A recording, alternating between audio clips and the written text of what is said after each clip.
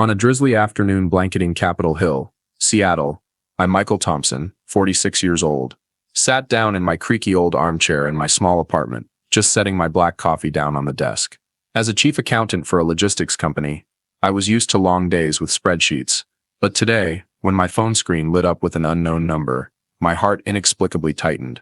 A strange premonition crept into my chest, as if that call would change everything. Before diving into the story, comment where you're watching from, and don't forget to subscribe so you won't miss the latest stories. The phone buzzed, shattering the silence. An unknown number flashed urgently on the screen. A Seattle area code. I frowned, a sense of unease rising. I don't like unexpected calls, especially from strangers. "Hello? Who's this?" I said, my voice cautious. "Hello? Is this Michael Thompson?" The voice on the other end was polite, but carried a hint of urgency. "This is Charles, from Pacific Trust Bank. We're contacting you regarding your mortgage loan of $800,000, which is currently overdue. We've sent multiple notices, but..." His words faded in my ears. "A mortgage loan? $800,000? I felt the blood rush to my head, my heart pounding. "Hold on," I interrupted, my voice trembling despite my effort to stay calm. "You've got the wrong person. I don't own a house. I don't even have a new car. You must have called the wrong guy, Mr. Thompson," Charles replied, his tone even. "Our records clearly show your name, date of birth, and social security number. You are the primary borrower for the loan signed 3 years ago." 3 years. The phrase hit like a sharp knife. I sat frozen, my hand gripping the phone, my eyes fixed on the cold coffee on the desk. 3 years ago, my sister Sarah Mitchell had excitedly bragged about her new mansion in Bellevue, a luxurious area with million-dollar homes and tree-lined streets. Sarah, 33, a freelance marketer, always dreamed of a lavish lifestyle her unsteady income couldn't support. I remembered family dinners at my parents' house in Queen Anne, when Sarah would hold up her phone, showing off photos of opulent interior, with leather chairs and crystal chandeliers. My father, Robert, nodded approvingly. My mother, Linda, beamed. "My girl deserves the best." I just smiled, assuming my parents must have helped her, as they always did. But $800,000? In my name? My throat went dry, my breathing heavy. "This is a mistake," I said, my voice faltering, despite my attempt to stay calm. "I didn't sign any contract. You need to check your record." "Sir," Charles replied, his tone unchanged. "The records show your signature on the documents. I advise you to check your credit report and contact us again. This is a serious matter, as the loan has been overdue for months." I promised to check and hung up, my hand still trembling slightly. The apartment suddenly felt suffocating, as if the walls were closing in on me. The sound of rain outside was like a mournful refrain, clinging to my mind. I stood up, walked past the bookshelf, where an old family photo sat tilted in a wooden frame. The picture was taken over a decade ago, all of us gathered during a picnic at Golden Gardens Park. Robert smiled brightly, next to Linda.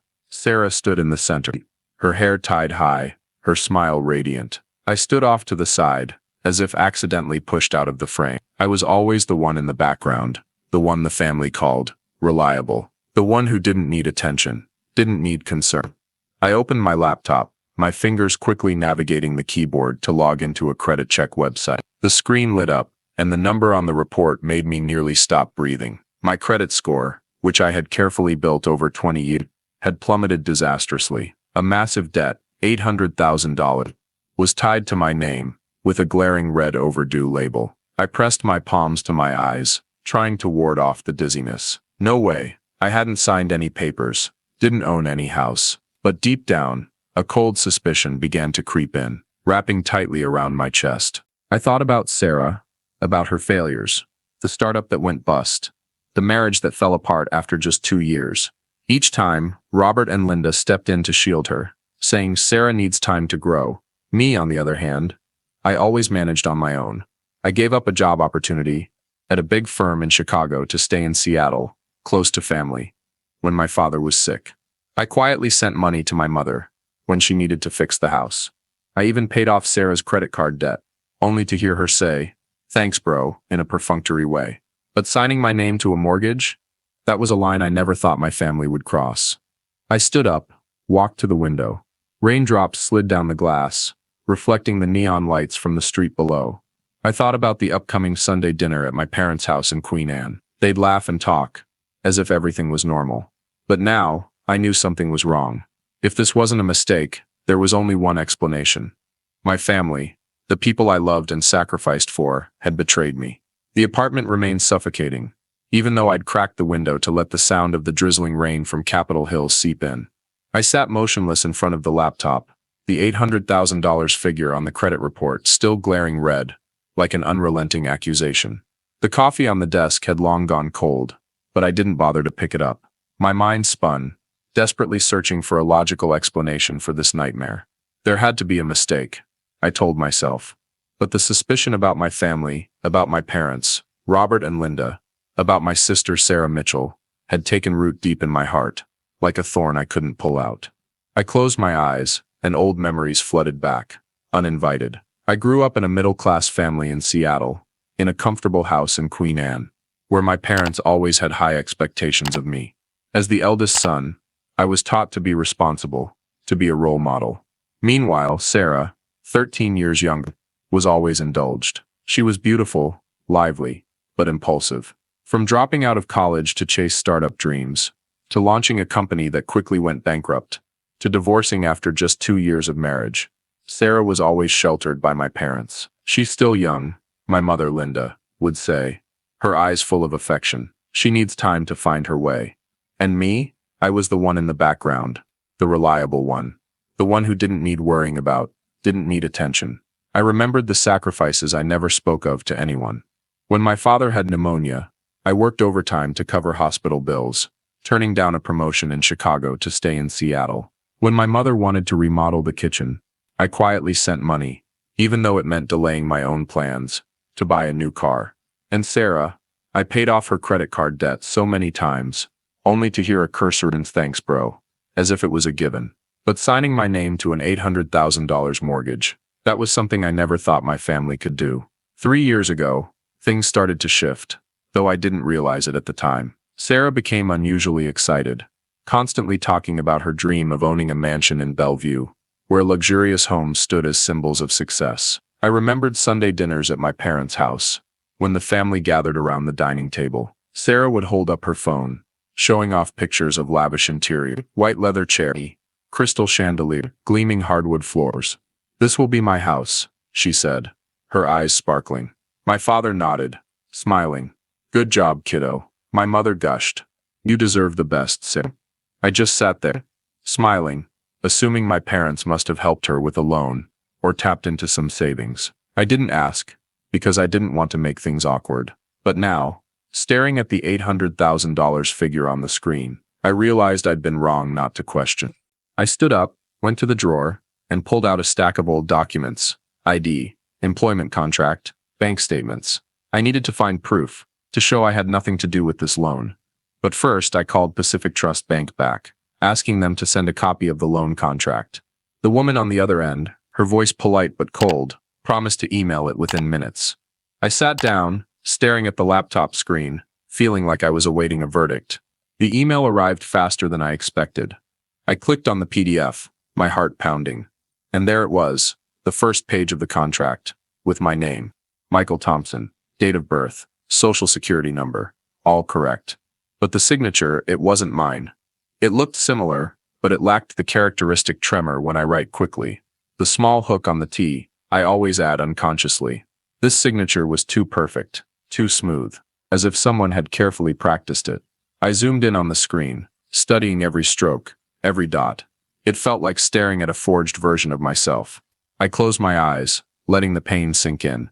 This wasn't just a mistake. This was betrayal. I thought about those family dinners, when Sarah was celebrated like a princess, while I got a pat on the shoulder with a "Michael's doing great." I thought about the times my mother said, "Sarah needs help. You're her brother. You have to support her."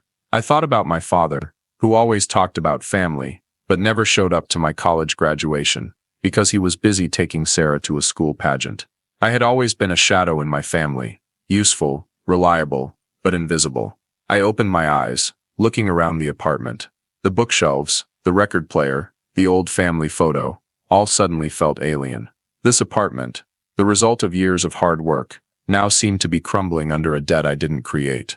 I thought about my future, about the dreams I'd put on hold, starting a consulting firm, traveling, or simply living without worrying about others. Now, all of that was at risk, just because my family thought they had the right to sign my name on a piece of paper. I stood up, walked to the window. The rain was still sliding down the glass, reflecting the neon lights from the street below. I knew I had to act. I would check every document, find every piece of evidence. But deep down, I already felt the truth. My family, the people I loved and sacrificed for, had betrayed me. I stood at the corner desk drawer, where I kept old documents. My hand brushed through my ID, employment contract, and a stack of bank statements, hoping to find some clue proving my innocence. I pulled out a small box, where I kept years' worth of family letters and cards. A birthday card from my mother, Linda, slipped out, with her handwritten note. "Michael, you're always my silent hero." I stared at the words, a bitter sting rising in my throat. Silent hero. If I was a hero, why did they sign my name to a massive debt without a word? I tossed the card back into the box, unwilling to look at it any longer. I returned to the laptop, opened my phone, and searched for old messages from Sarah. There were dozens from 3 years ago, when she was thrilled about her Bellevue mansion. One message included a photo of the interior with the caption, "Look at this, bro. My new house is gorgeous, right?" I scrolled through other messages, searching for any hint about the loan, but found nothing. Just Sarah's carefree attitude, as if everything she had was a given. I saved the messages, along with the credit report and bank emails, into a folder on my computer.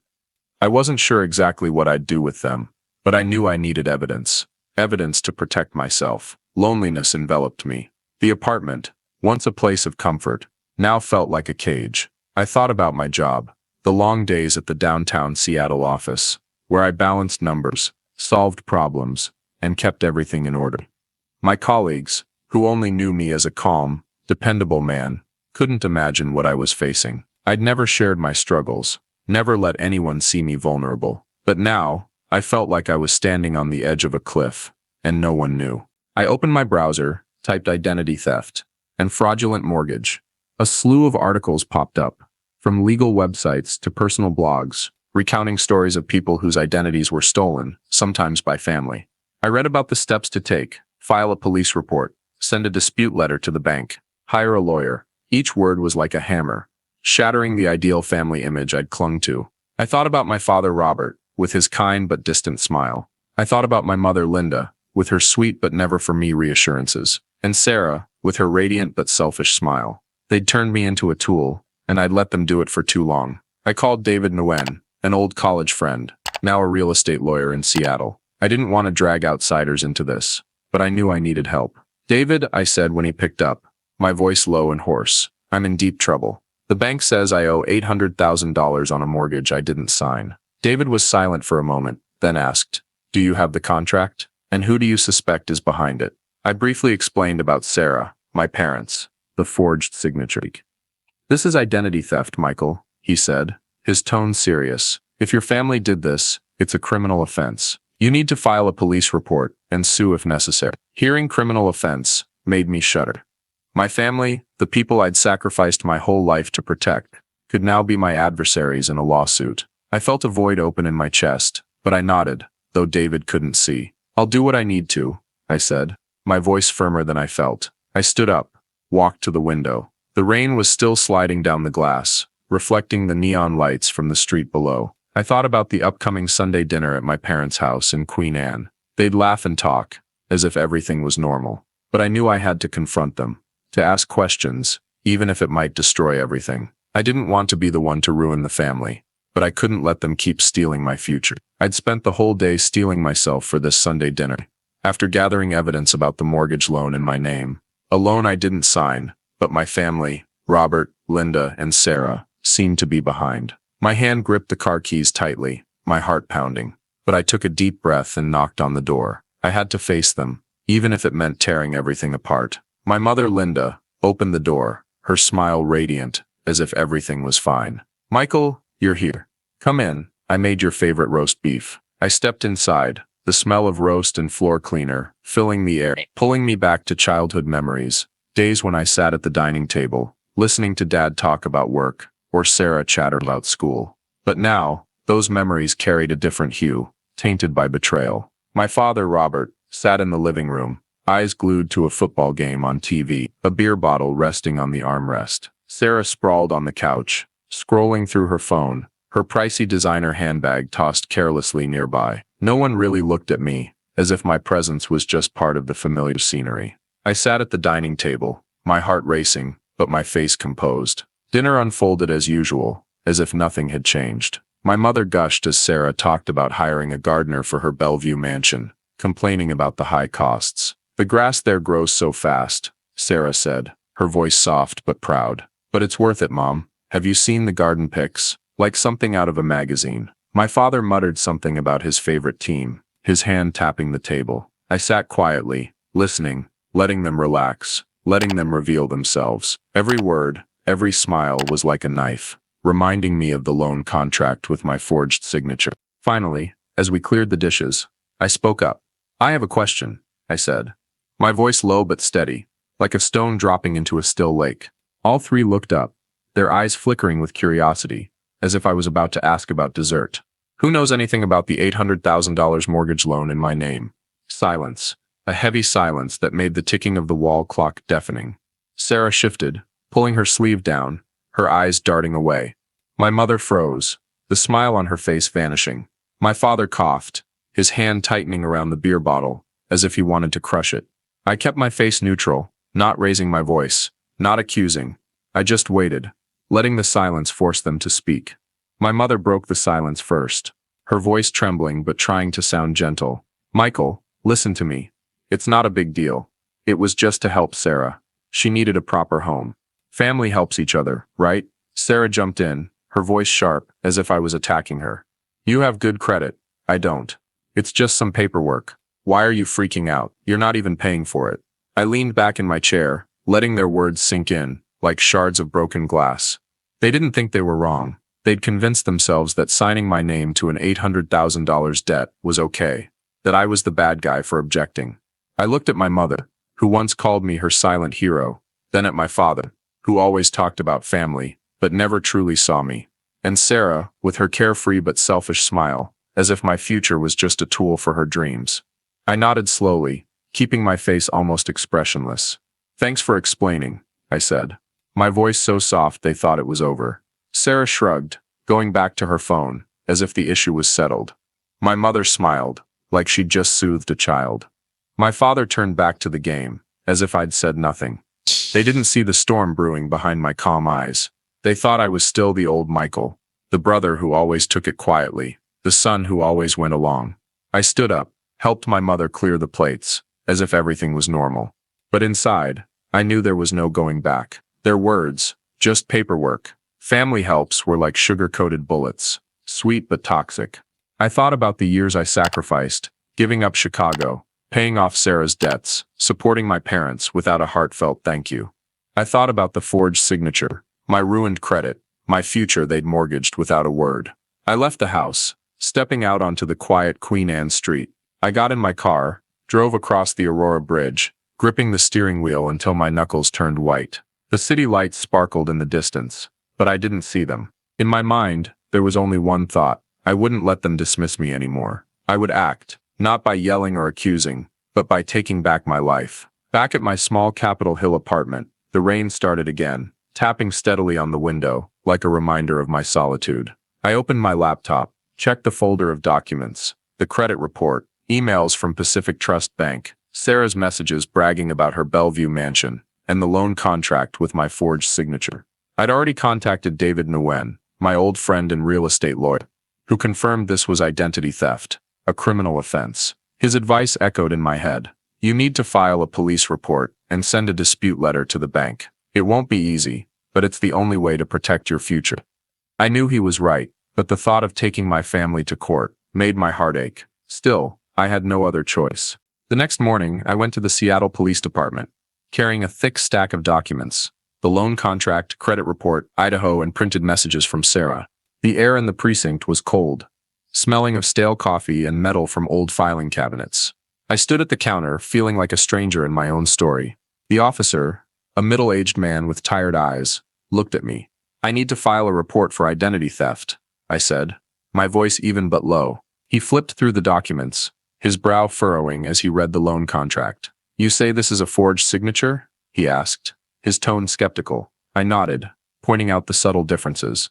The missing tremor, the absent hook on the T. "And who do you suspect is behind it?" he pressed. I took a deep breath, feeling like I was crossing a point of no return. "My family," I said, my voice hoarse. "My parents and my sister." The officer looked at me, a flicker of sympathy mixed with surprise in his eyes. "You sure you want to go through with this? This is your family." I nodded, feeling like I was pushing myself off a cliff. "If I don't, they'll keep taking everything from me," I replied, my voice steadier than I felt. He nodded, stamped the report, and handed me a copy. As I left the precinct, I felt a weight on my chest, but also a part of me lightened, as if I'd set down an invisible burden. I kept moving forward, mailing a formal dispute letter to Pacific Trust Bank, attaching the police report and a copy of the loan contract. As I signed the final letter at the post office, my hand trembled slightly, not from fear, but from the realization there was no turning back. I'd officially declared war, not against my family, but against the injustice they'd imposed on me. The bank replied via email, confirming they'd received the letter and would pause the loan for investigation, but the process could take months. I knew this fight wouldn't be easy, but I'd started it, and I wouldn't stop. A few days later, my mother showed up at my apartment, unannounced. I saw her through the window before opening the door, her silver hair, disheveled, eyes red, a mix of anger and panic. I opened the door, but didn't invite her in. She launched in immediately, no greeting. "How dare you go to the police, Michael?" she shouted, her voice trembling. "Do you know what you're doing to this family? Sarah just needed a little help. Can't you understand that?" I stood still, letting her words pass through me like rubber bullets, unable to pierce me. "Mom," I said, my voice low but sharp, "family doesn't sign someone else's name to an $800,000 debt without asking. Family doesn't lie to each other." She froze, her mouth opening and closing, as if she couldn't believe I'd said that. "You're ruining Sarah," she cried, tears streaming down her face. I almost laughed, but I held it back. "I'm not ruining anyone," I replied, my voice soft but firm. "I'm just done cleaning up other people's messes." I closed the door, the click of the lock sounding like a proclamation. I stood there, my heart pounding, but not from regret. It was the feeling of release, the first time I'd set a boundary with my family. I turned back to the apartment, looking at the stack of documents on the table. The loan had tanked my credit, getting me denied for a personal loan to buy a new car. My job, once steady, now felt more stressful, as I hid the chaos in my personal life. But I didn't regret it. I'd chosen this path, and I'd see it through. After shutting the door on my mother, after filing the police report and sending the dispute letter to Pacific Trust Bank, I felt like a stranger in my own life. My family had vanished from my world. I was removed from the family group chat, got no invitation to my father's birthday, no more check-in text from my mother. Loneliness wrapped around me, like a heavy blanket pressing on my chest, but I didn't regret it. I'd set a boundary, and though it hurt, I knew it was necessary to reclaim my life. The days that followed, I lived like a shadow. My job at the downtown Seattle office went on. Numbers, spreadsheets, endless meetings, but I felt out of place. My colleagues, who only knew me as a reliable chief accountant, didn't notice the invisible wound I carried. My credit score, ruined by the fraudulent $800,000 mortgage, got me rejected for a personal loan to buy a new car. Every time I opened my email, I braced for another notice from the bank, a reminder of a debt that wasn't mine. But I didn't let fear consume me. I'd started this fight, and I'd see it through. One morning, I got an email from Pacific Trust Bank. They confirmed they'd received my dispute letter and were investigating, but the process could take months. "We'll contact you with results," the email ended, cold and distant. I closed the laptop, feeling like I was awaiting a court verdict. But instead of sitting and waiting, I decided to do something for myself, something I'd put off for too long, because of my family. I started with small things.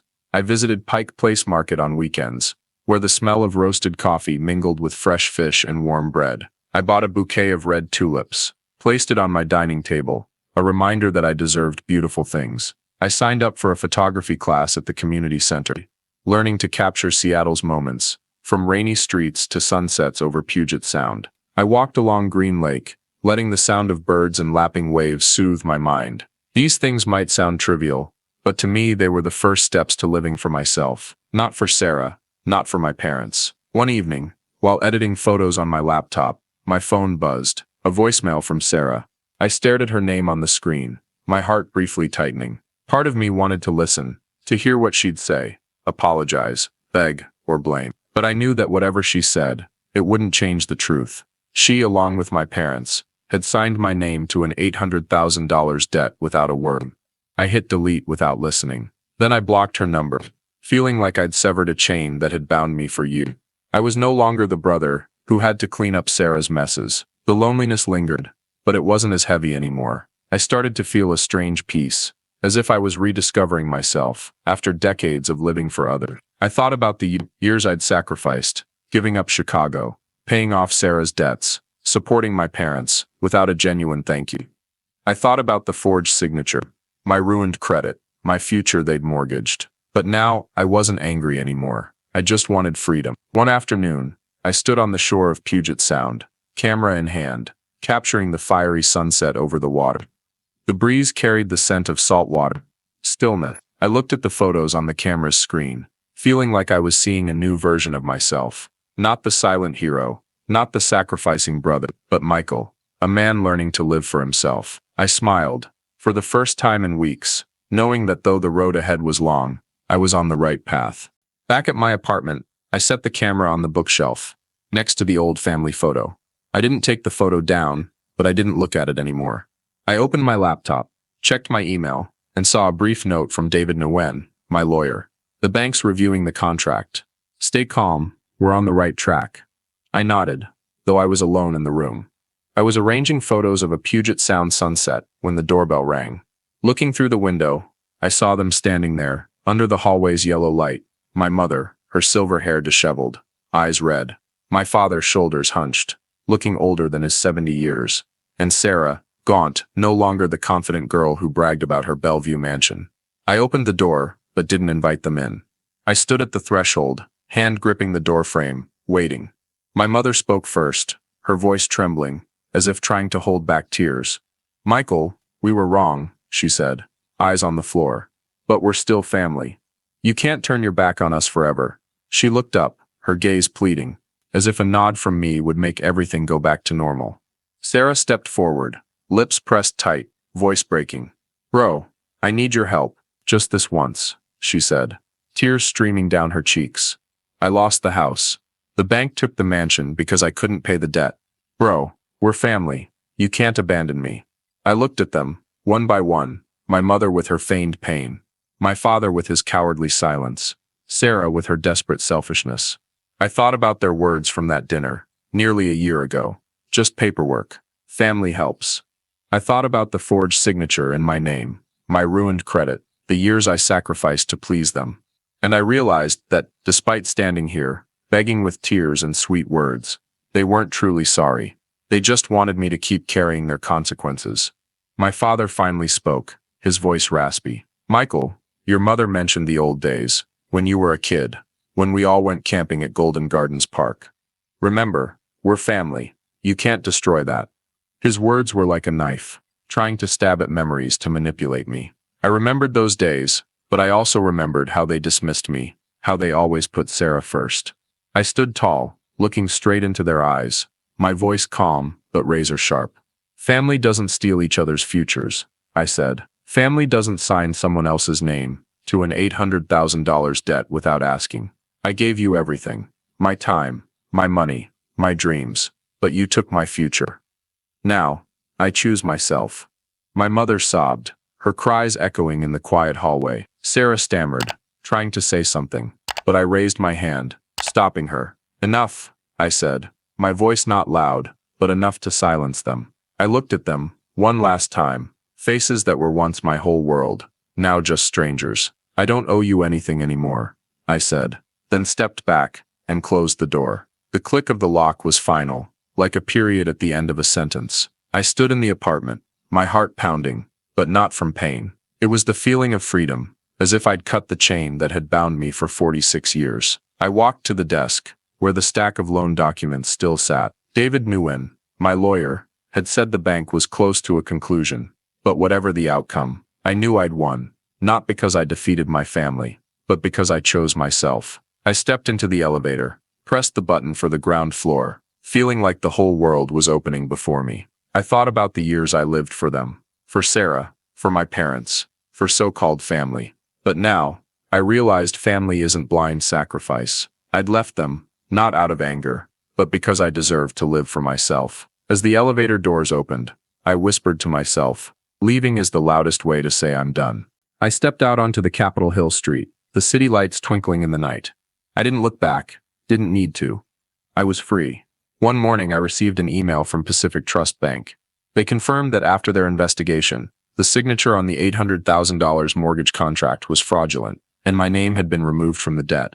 My credit score would take time to recover, but the massive burden had been lifted. I read the email, a wave of relief washing over me, but there was no thrill of victory. I didn't need to triumph over my family.